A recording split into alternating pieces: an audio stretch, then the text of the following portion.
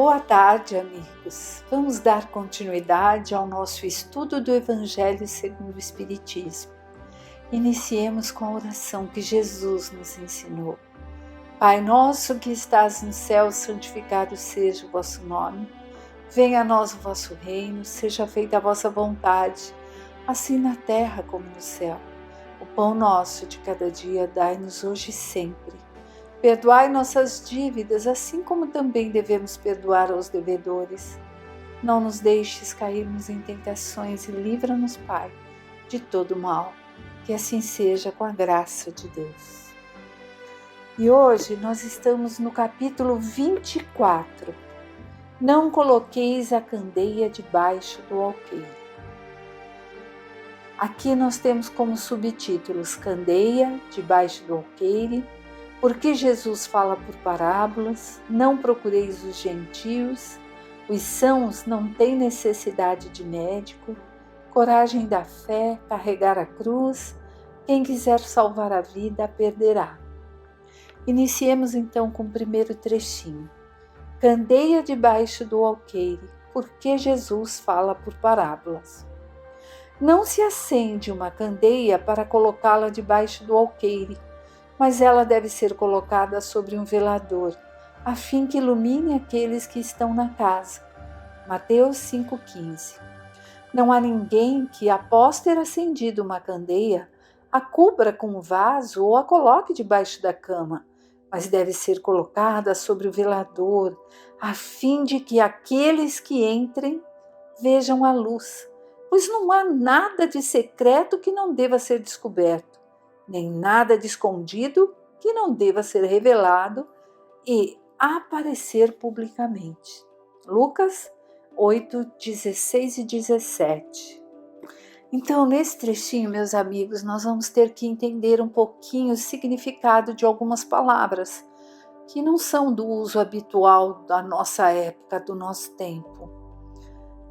Certamente, muitos de vocês já sabem por terem lido e estudado o Evangelho, e buscado, mas não é usual mais, porque hoje em dia nós temos a luz elétrica, né? Então, nós não usamos tanto assim a candeia, só quando falta energia. Então vamos lá. Candeia debaixo do alqueire, né? Por que será? Porque candeia é um recipiente de barro, onde se colocava o azeite para se acender. E alqueire? Alqueire, ele pode ser duas coisas. Vejamos a primeira. É uma medida. É um suporte de medida usado para guardar o azeite, aquele azeite que vai na candeia.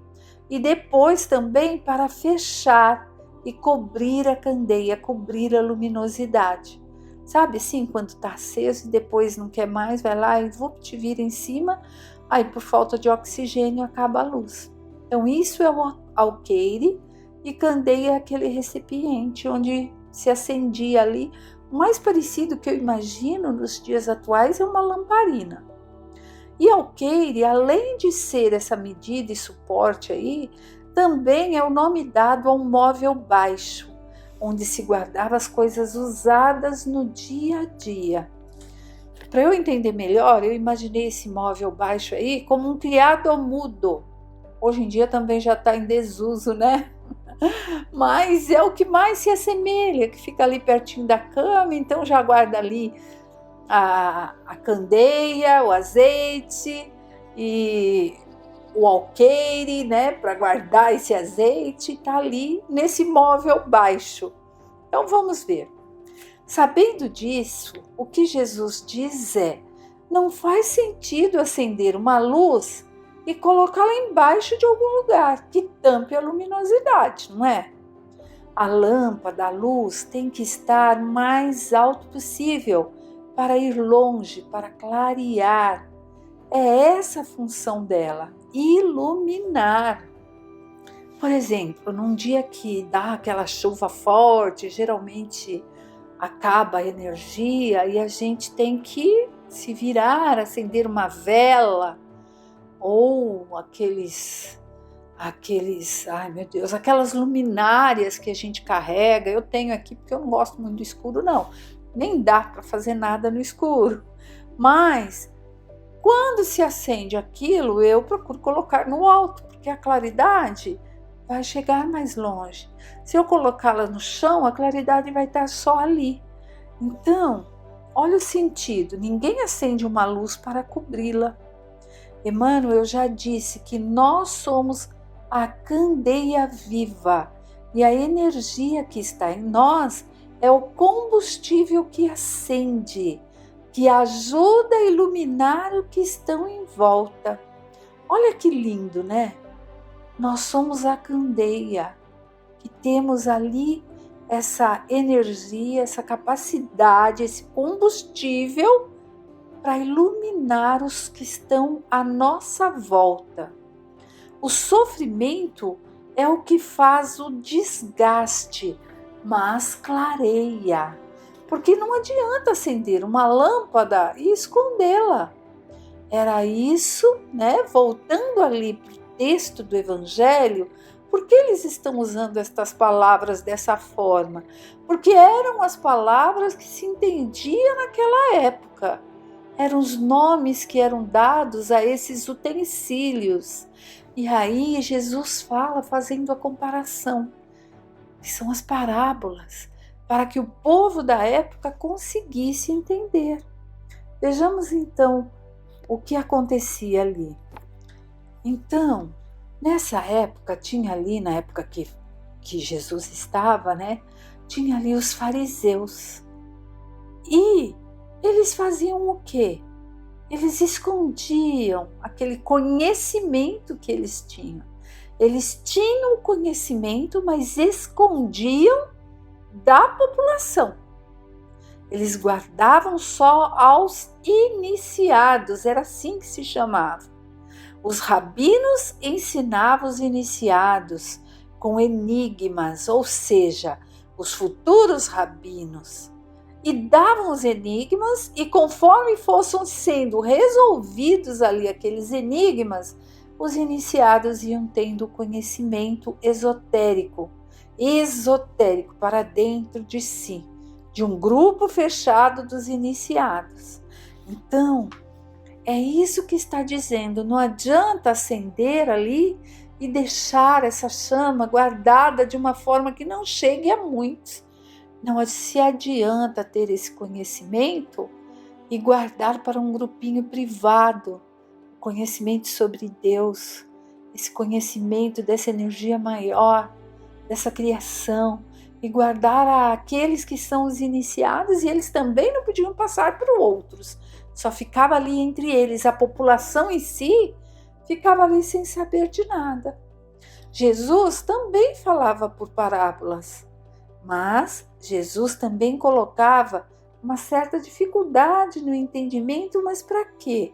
Era para todos, era para fora, era para aqueles que tivessem ouvidos de ouvir, já que estavam buscando aprender, entender. Se não fosse ali naquele momento, seria mais adiante. Olha nós aqui, né? Em pleno 2021, buscando entender e aprender. Quem disse que não estávamos lá naquela época e que não deixamos passar esses ensinamentos todos, ou pior ainda, não os usamos assim, o nome de Jesus para fazer coisas tortas, entre aspas, né? Então essa é a diferença. O Jesus, ele veio, falou por parábolas, as pessoas tinham uma certa dificuldade. Qual era essa dificuldade? Era ele que dificultava para que a pessoa não entendesse? Não, ele falava por parábolas, e aquele que estivesse pronto naquele momento, tivesse, como diz ali também no Evangelho, ouvidos para ouvir, estivessem ali tentando entender e compreender, e se fosse naquele momento, ele iria conseguir entender ali. E o mais importante, entender e colocar em prática. É para isso que nós estudamos, desde aquela época até agora. Mas se não entendeu ali em parábola naquele momento, provavelmente mais para frente, todos iremos entender, todos iremos aprender, porque essa é a razão, é a busca da evolução. Pois hoje, já se passaram mais de 2000 anos e estamos aqui, aprendendo um pouquinho dos ensinamentos de Jesus. Ainda há muito que ser estudado, ainda há muitos ensinamentos que não estamos capacitados para entender. Ou seja, o Evangelho será estudado sempre e cada um vai tendo um aprendizado através dele. É por isso que cada vez que nós vamos lendo o Evangelho, já li essa passagem em outros tempos, entendi de uma forma, li de novo, entendi de outra forma. Por quê? Porque nós vamos amadurecendo, vamos carregando de encarnação para encarnação os conhecimentos e vamos ali angariando em cada encarnação novos conhecimentos, estamos mais aptos à abertura do entendimento. E é assim que está acontecendo. Então, agora que nós já entendemos o que significa alqueire, o que significa candeia, e que vemos que isso é uma parábola, dizendo não adianta termos o conhecimento e guardarmos para nós, só para nós. Nós temos que, como a lâmpada, ser colocada no alto para que chegue a todos aqueles, até onde tiver condições de chegar. É isso que está sendo dito nesse pequeno trechinho que nós vimos. Então vamos continuar? Seus discípulos, se aproximando, disseram: Por que falais por parábolas? E respondendo lhes disse: Porque foi dado a vós conhecer os mistérios do reino dos céus, mas a eles isso não lhes foi dado, porque àquele que já tem, mais lhe será dado, e ele ficará na abundância. Àquele, entretanto, que não tem, mesmo o que tem lhe será tirado. Falo-lhes por parábolas, porque vendo não veem, e ouvindo não escutam e nem compreendem. E nele se cumprirá a profecia de Isaías. Olha só, a profecia de Isaías, que diz: Ouvireis com os vossos ouvidos e não escutareis. Olhareis com os vossos olhos e não vereis. Porque o coração deste povo se tornou pesado, seus ouvidos se tornaram surdos e fecharam os olhos para que seus olhos não vejam e seus ouvidos para que não ouçam, para que seu coração não compreenda e nem se convertam, permitindo que eu os cure. Mateus 13, 10 a 15. Vamos entender um pouquinho o que é colocado aqui. Que ele está falando um pouquinho das parábolas, porque muitos têm ali ouvidos, mas não escutam, olhos, mas não veem, e não querem ali ter o conhecimento. Não querem, porque é mais cômodo, né? Quantas vezes nós ainda nos permitimos falar, vou fechar meus olhos e fazer de conta que eu não vi, né? Em situações outras, não precisa ser exatamente no Evangelho, porque tem hora que a gente se deixa levar ali pela preguiça, né? Então vamos ver o que quer dizer aqui, principalmente quando ele fala assim de se cumprir a profecia de Isaías. Vamos aprender um pouquinho? Bom, então vejamos, Isaías está lá no Velho Testamento. Ele já tinha dito na profecia: o Messias chegará, mas não terão olhos de ver e ouvidos de ouvir. Aí Jesus diz ao povo: falo por parábolas, porque ainda não conseguem entender, não conseguem compreender. Mas aos discípulos ele esclarece, ele fala de uma forma que possam entender mais facilmente. Pois lá na erraticidade, esses discípulos de Jesus que o acompanharam aqui já tinham determinado estarem juntos de Jesus, ou seja, eles já estão preparados para o entendimento. Eles já têm a bagagem para compreender. Eles já carregam em si esse conhecimento básico né?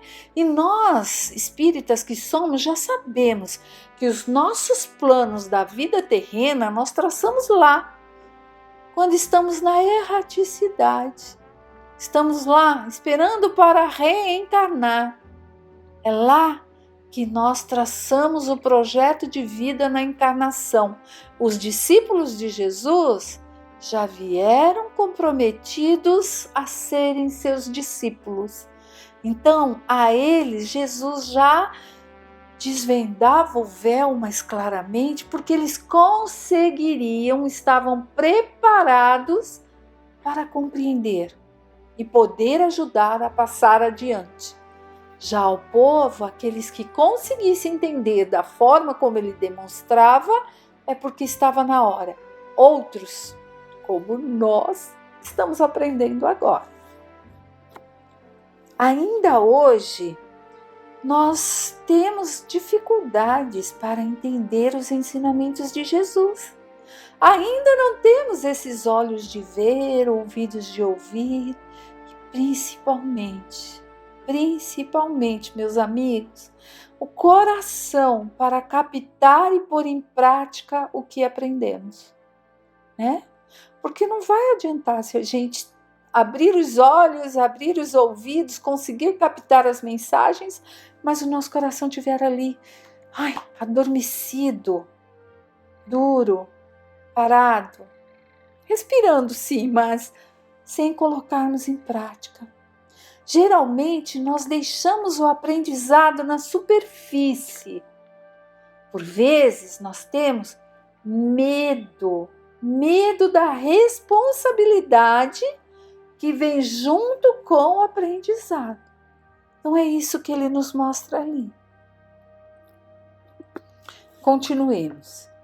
Causa estranho ouvir Jesus dizer que não se deve colocar luz debaixo do alqueire, enquanto ele mesmo encobre constantemente o sentido de suas palavras sobre o véu alegórico que nem todos podem compreender. Ele se explica ao dizer aos seus apóstolos: eu lhes falo por parábolas porque não estão ainda à altura de compreender certas coisas. Vêm, olham, ouvem e não compreendem. Assim, dizer-lhes tudo seria inútil, por enquanto, mas digo-o a vós, porque vos foi dado compreender estes mistérios, né? Mistérios, aquilo que ainda não foi revelado. E o Espiritismo veio justamente para trazer essa revelação. Ele procedia perante o povo como se faz com crianças, cujas idades ainda não estão desenvolvidas. Dessa maneira, indica o verdadeiro sentido do seu ensinamento. Não se deve colocar a candeia debaixo do alqueire, mas sobre o velador, a fim de que todos aqueles que entrem possam ver a luz, isto é, não é prudente revelar precipitadamente todos os conhecimentos, pois o ensinamento deve ser proporcional à inteligência daquele a quem se dirige, porque há pessoas para as quais a luz muito viva ofusca sem esclarecer. Olha que interessante. Há pessoas para as quais a luz muito viva ofusca sem esclarecer. Quantas vezes nós não vemos que pessoas, diante de uma verdade que ela não esperava, acaba tendo uma reação não de alegria do aprendizado, mas de desespero. Então é isso mais ou menos que Jesus nos coloca. Vamos ver um pouquinho. Neste trecho nós vemos assim: cada um tem o seu tempo, né? O seu tempo e o seu entendimento, que vai aprendendo e aprendendo, colocando em prática. Aí sim é o verdadeiro cristão, quando se coloca em prática. Porque lembra daquela passagem que fala assim, Senhor, Senhor, né? Pedindo lá para entrar no céu, mas que no fundo só sabe clamar, não fez nada que o fizesse realmente demonstrar que era ali digno daquilo. quando coloca em prática, aí sim está se expandindo, está praticando o conhecimento. É isso que nós aqui, aprendizes do Espiritismo, temos que nos policiar. Porque por vezes a gente pensa assim, eu vou dar uma estudadinha assim, vamos ver tal, mas será que eu vou ter que fazer isso? Será que eu vou levar isso adiante? Isso vai dar tanta responsabilidade, melhor eu nem assistir mais nada disso. Não é assim. Se nós estamos tendo essa oportunidade, é porque já estamos tendo olhos de ver e ouvidos de ouvir, né? Cada coisa a seu tempo, cada coisa a seu tempo. Por exemplo, existe ali, né, como ele mostra nesse finzinho que eu li, falando que tem a hora certa para se aprender. Nós, na nossa encarnação, nós passamos pela infância, pela juventude, pela idade madura. E aí, se a gente for ver no nosso campo de reencarnado aqui, ninguém vai dar uma comida forte para um bebezinho, né? Vai dar lá um bebê que está começando a se alimentar ali depois dos 6 meses, vou logo servir-lhe uma feijoada, ou vou logo dar uma coisa picante. Não é assim. Tudo tem seu tempo, para tudo na vida. Aqui é apenas uma comparação para que entendamos que cada coisa tem seu tempo. Então, ali na idade da infância, o bebezinho vai se alimentar de coisas leves, tal. Mas já uma pessoa na idade madura, ou ali idoso, também não vai se alimentar só de leite, como o bebê ali quando nasce. Por quê? Porque tudo tem seu tempo.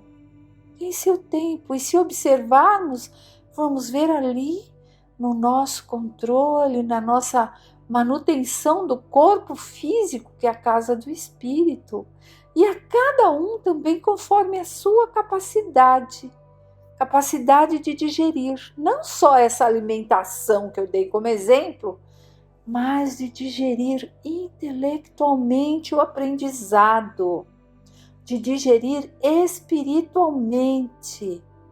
Por isso que existe aquela colocação: não dar pérolas aos porcos, não semear fora da época. Por quê? Porque Jesus nos mostra que há ali uma perca de tempo. Vejamos aqui, acontece com a sociedade em geral o mesmo que com os indivíduos. As gerações passam pela infância, juventude e idade madura. Cada coisa deve vir a seu tempo, já que o grão semeado fora da época do plantio não germina. Mas o que a prudência manda calar momentaneamente deve cedo ou tarde ser descoberto, pois, atingido um certo grau de desenvolvimento, os homens procuram por si mesmos a luz viva. As trevas da ignorância lhes pesam. Tendo Deus lhes dado a inteligência para compreender e para se guiarem por entre as coisas da terra e do céu, eles tratam de raciocinar, refletir sobre a fé. Por isso é que não se deve colocar a candeia debaixo do alqueire, pois sem a luz da razão a fé se enfraquece. Aí cita-se aqui que também tem nesta obra a esse respeito no capítulo 19, versículo 7.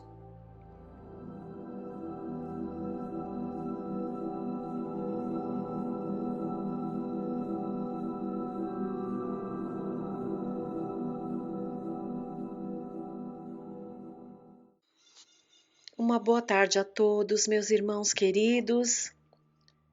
Vamos lá a mais um capítulo da Gênese de Kardec, capítulo 18, Sinais dos Tempos.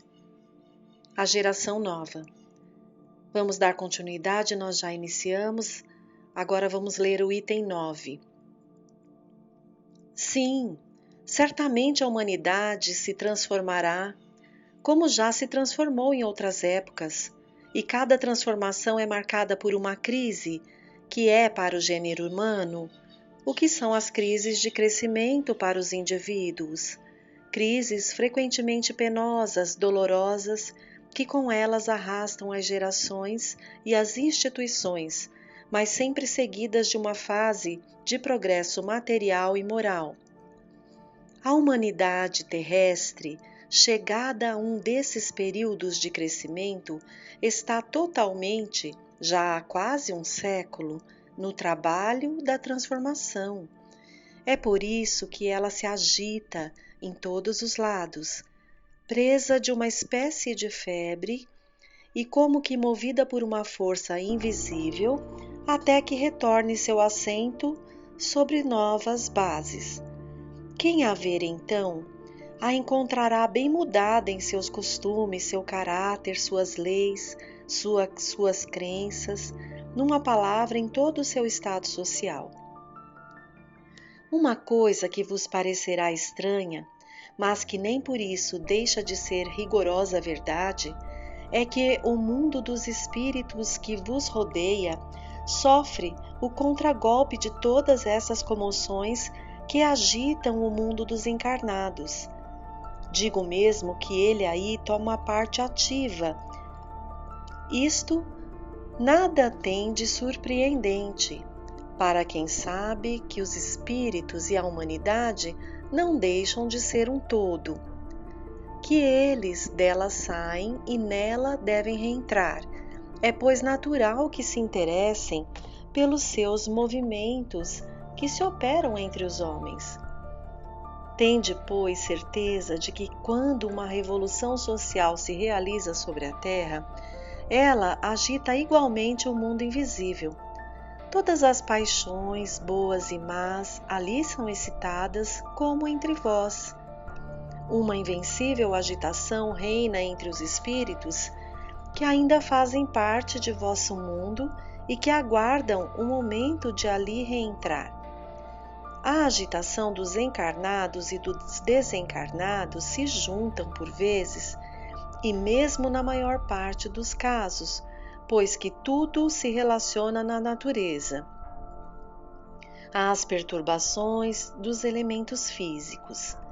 Dá-se então, por algum tempo, uma verdadeira confusão geral que passa como um furacão, depois do qual o céu volta a ser sereno e a humanidade reconstituída sobre novas bases, imbuída de novas ideias, percorre nova etapa de progresso.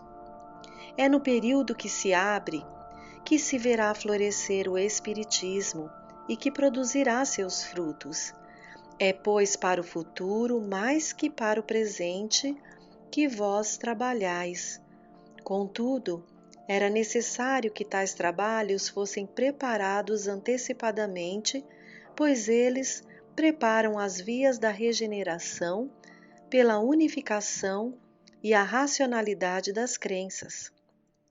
Felizes aqueles que dele aproveitam desde hoje. Isto será para eles um outro passo e penas poupadas. Dr. Barry. Então, esse item 9 foi ali as palavras do Dr. Barry, que vem dar assim o seu testemunho sobre esse momento de regeneração, né, de transformação para um planeta de regeneração que estamos passando.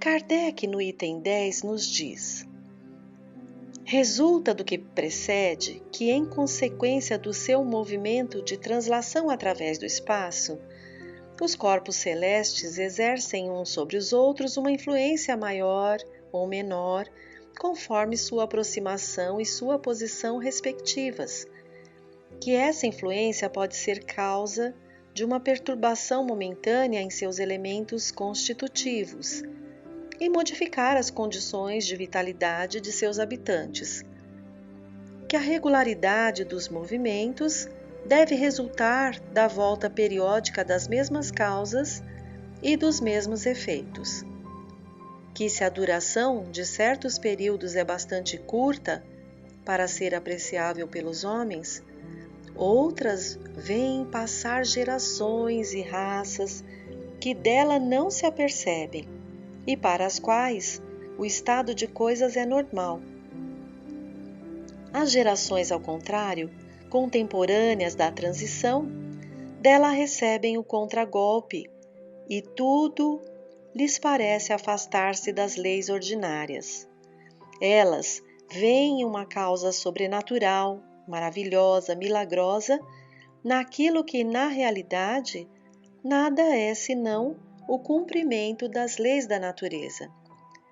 Se, pelo encadeamento e a solidariedade das causas e dos efeitos, os períodos de renovações morais da humanidade coincidem, como tudo leva a crer, com as revoluções físicas do globo, elas podem ser acompanhadas ou precedidas de fenômenos naturais, insólitos para aqueles que não estejam habituados, de meteoros que lhes parecem estranhos, da recrudescência e intensificação desacostumadas, de flagelos destruidores. Tais flagelos não são causa, nem presságios sobrenaturais, mas sim uma consequência do movimento geral que se opera no mundo físico e no mundo moral.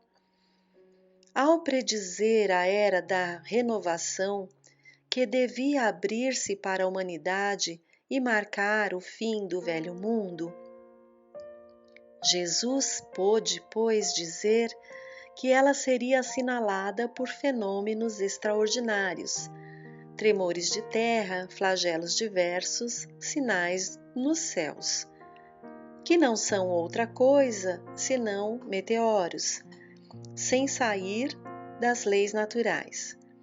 Mas o vulgo ignorante viu nessas palavras o anúncio de fatos miraculosos.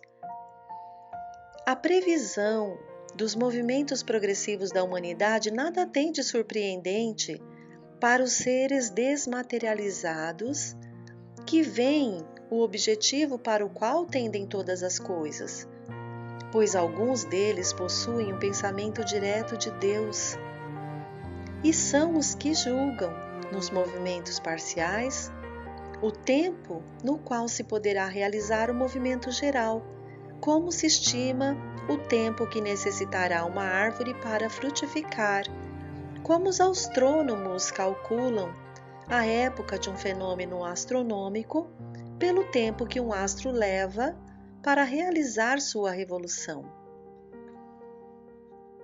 A humanidade é um ser coletivo, no qual se operam as mesmas revoluções morais que em cada ser individual, com esta diferença, que umas se realizam de ano para ano e as outras de século em século. Se a seguirmos em suas evoluções através do tempo, veremos a vida das diversas raças marcadas por períodos que dão a cada época uma fisionomia particular. A marcha progressiva da humanidade opera-se de duas maneiras, como temos dito. Uma, gradual, lenta, insensível, se consideram as épocas próximas, que se traduz por melhorias sucessivas nos costumes, nas leis, nos usos, e não se percebe senão à distância, como as mudanças que as correntes da água realizam na superfície do globo. Outra, por movimentos relativamente bruscos, rápidos, semelhantes àqueles de uma torrente que rompe seus diques, que lhe fazem franquear em alguns anos o espaço que levou séculos a percorrer. É então um cataclismo moral que traga em alguns instantes as instituições do passado e ao qual sucede uma nova ordem de coisas que se assenta aos poucos à medida que a calma se restabelece e se torna definitiva. A quem viver tempo bastante para abarcar as apresentações da nova fase, parecerá que um mundo novo haja saído das ruínas do antigo. O caráter, os costumes, os usos, tudo mudou.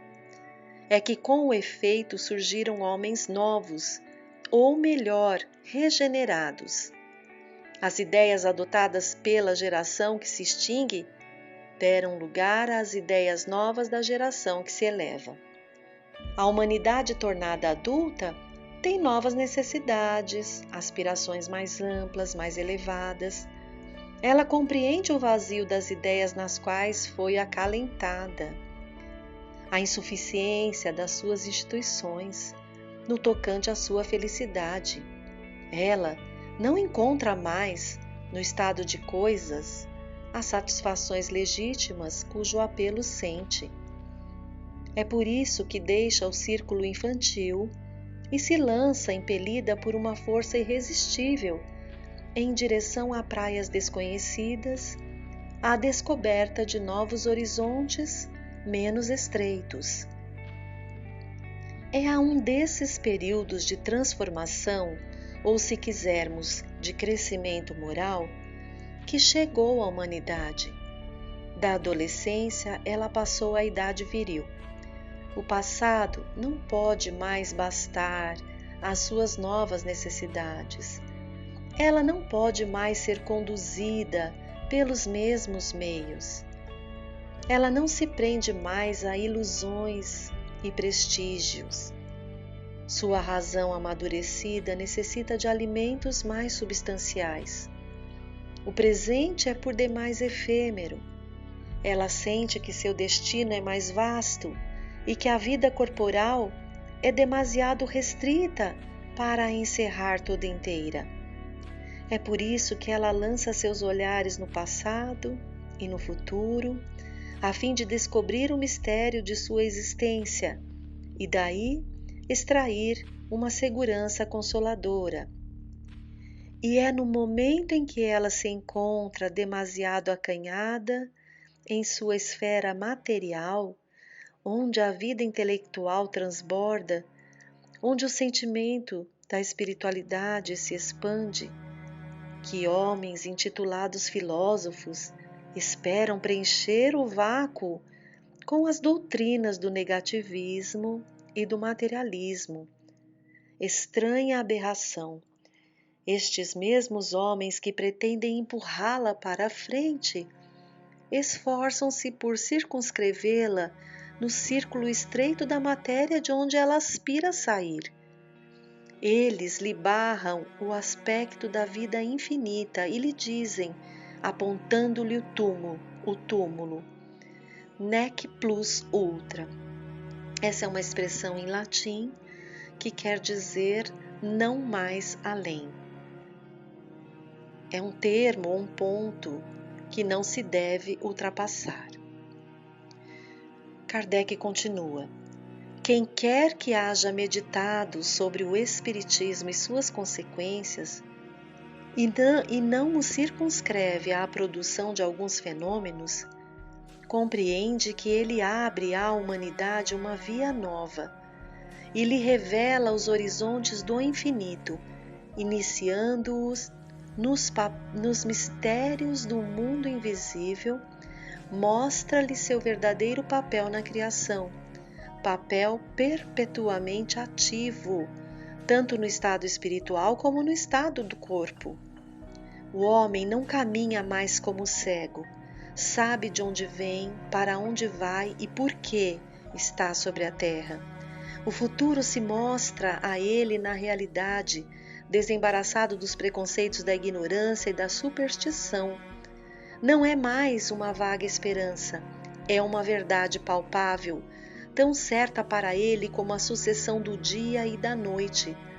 Sabe que seu ser não é limitado a alguns instantes de uma existência efêmera, que a vida espiritual não é interrompida pela morte, que já viveu, que ainda reviverá e que, de tudo que adquire em perfeição pelo trabalho, nada é perdido. Encontra nas suas existências anteriores a razão do que é hoje e pode deduzir o que ele será um dia pelo que hoje faz. Com o pensamento de que a atividade e a cooperação individuais na obra geral da civilização são limitadas à vida presente, que antes a criatura nada foi e que depois nada será, que importa ao homem o progresso ulterior da humanidade? Que lhe importa que no futuro os povos sejam melhor governados, mais felizes e esclarecidos, melhores uns para com os outros? Pois se ele não vai daí tirar nenhum fruto, esse progresso não é perdido para ele? De que lhe serve trabalhar para os que virão depois, se jamais os conhecerá, se são seres novos que dali a pouco reentrarão no nada também como ele? Sob o império da negação do futuro individual, tudo se amesquinha, forçosamente às acanhadas proporções do momento e da personalidade. Mas, ao contrário, que amplitude dá ao pensamento do homem a certeza da perpetuidade do seu ser espiritual. Que de mais racional, de mais grandioso, de mais digno do Criador, que esta lei, segundo a qual a vida espiritual e a vida corporal não são senão dois modos de existência que se alternam para a concretização do progresso. Que de mais justo e de mais consolador, senão a ideia dos mesmos seres progredindo sem cessar, a princípio através das gerações do mesmo mundo e em seguida de um mundo para outro, até atingir a perfeição sem solução de continuidade. Todas as ações têm então uma finalidade, pois, trabalhando para todos, estaremos trabalhando para nós mesmos e reciprocamente, de sorte que nem o progresso individual, nem o progresso geral jamais são estéreis. Aproveita as gerações e as individualidades futuras, que não são senão as gerações e as individualidades passadas, chegadas a um grau mais alto do adiantamento. A fraternidade deve ser a pedra angular da nova ordem social. Porém, não há fraternidade real, sólida e efetiva se não for apoiada numa base inquebrantável. Essa base é a fé. Não a fé em tais ou quais dogmas particulares que mudam com o tempo ou os povos e se apedrejam, pois quando se anatematizam, alimentam o antagonismo. Mas a fé dos princípios fundamentais que todo mundo pode aceitar: Deus, a alma, o futuro, o progresso individual, indefinido, a perpetuidade das relações entre os seres. Quando todos os homens se convencerem de que Deus é o mesmo para todos, do justo e do injusto, que o mal vem dos homens e não dele, hão de que este Deus, soberanamente justo e bom, nada pode querer se encarar como filhos de um mesmo Pai e estender-se-ão as mãos. É esta fé que o Espiritismo proporciona e que de agora em diante será o eixo sobre o qual se moverá o gênero humano, quaisquer que sejam o modo de adoração e crenças particulares. O progresso intelectual realizado até hoje nas mais vastas proporções é um grande passo e marca a primeira fase da humanidade, porém sozinho é impotente para regenerá-la. Enquanto o homem for dominado pelo orgulho e pelo egoísmo, utilizará a sua inteligência e seus conhecimentos para a vantagem de suas paixões e seus interesses pessoais. É por isso que ele os aplica ao aperfeiçoamento dos meios de prejudicar os seus semelhantes e os destruir. Unicamente o progresso moral, pode assegurar a felicidade dos homens sobre a terra, pondo um freio às suas más paixões. Unicamente Ele pode fazer reinar entre os homens a concórdia, a paz e a fraternidade. É Ele o progresso moral, que derrubará as barreiras dos povos, que fará cair os preconceitos de casta e calar os antagonismos de seitas, ensinando aos homens a se considerarem como irmãos, chamados a se auxiliar reciprocamente e não a viver às expensas uns dos outros.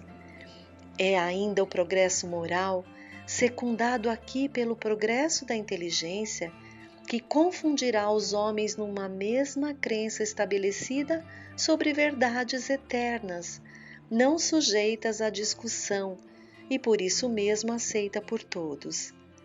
A unidade de crença será o liame mais possante, o mais sólido fundamento da fraternidade universal, quebrada desde todo o tempo pelos antagonismos religiosos que dividem os povos e as famílias, que fazem ver nos dissidentes inimigos que se devem exortar, combater, exterminar, em vez de irmãos a que se deve amar. Irmãos queridos, como é bom a instrução, a oportunidade que essa doutrina nos dá para compreender os momentos que estamos vivenciando, para compreender que toda a dor é passageira, principalmente quando a gente pode se compenetrar desses momentos, acolhendo a prova, acolhendo a expiação, sabendo que nada estamos passando à toa ou por acaso, que trazemos um passado e que Deus vai nos dar oportunidades e vai nos dando condições para passar cada vez mais assertivos pela prova, pelas vivências.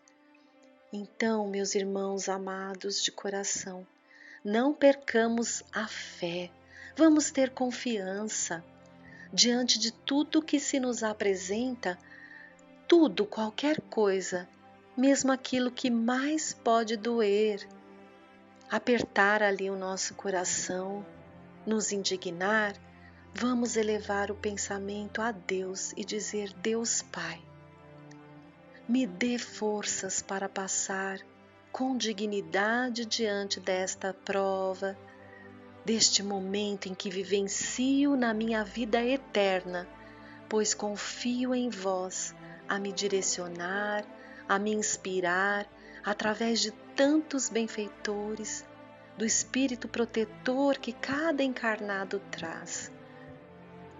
E agradecer, irmãos queridos, que a gente possa aprender também a agradecer cada oportunidade de aprendizado que estamos tendo. Confiemos e sigamos juntos, em pensamento, sintonizados com a espiritualidade maior, amiga, que há de nos intuir, que há de nos auxiliar, em nome de Deus, em nome de Jesus. Pai nosso que estais nos céus, santificado seja, Senhor, o vosso nome. Venha a nós o vosso reino e seja feita a vossa vontade, assim na terra como no céu. O pão nosso de cada dia dá-nos hoje. Perdoai as nossas ofensas, assim como nós devemos perdoar aos nossos irmãos. Não nos deixe cair em tentações. Livra-nos da prática e do pensamento de todo o mal. Uma boa tarde a todos. Um abraço carinhoso no coração. Que assim seja.